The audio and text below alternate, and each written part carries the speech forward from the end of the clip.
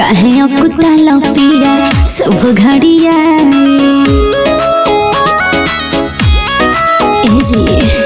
रतिया सुहाग वाले खलिहान जाए कहे अकुताल पिया सब घड़िया सुन पिया नदिया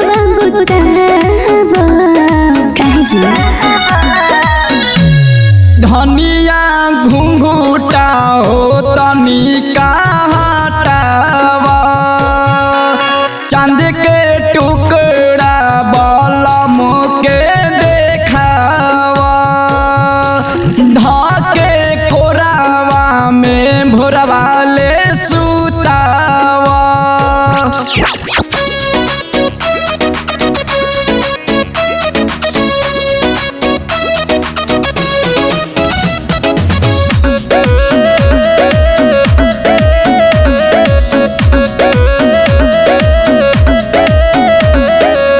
बजे गईली के रानी करे दना चेके हो असही बितई बुकारतिया ए राजा लोहे लोहे लोभ कई रहला हो कहे तहरा ना तनिको बुझाला हो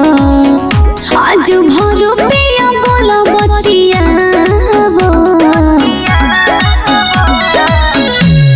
धनिया घुंघूटा हो तनिका हटावा चांद के टुकड़ा बलम के देखावा ढके कोरावा में भोरवा ले सुतावा।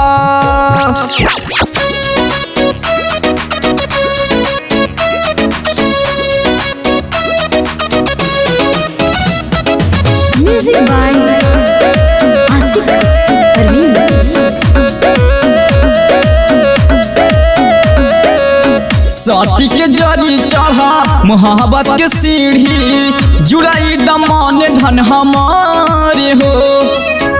पिया उमर जित तोहर बधान हो रात भर करी हो चीज चिखान हो प्रेमी आसो तो सदा दिल लगाबो धनिया घुंघूटा हो तनिका हटावा चांद के टुकड़ा बलम के देखावा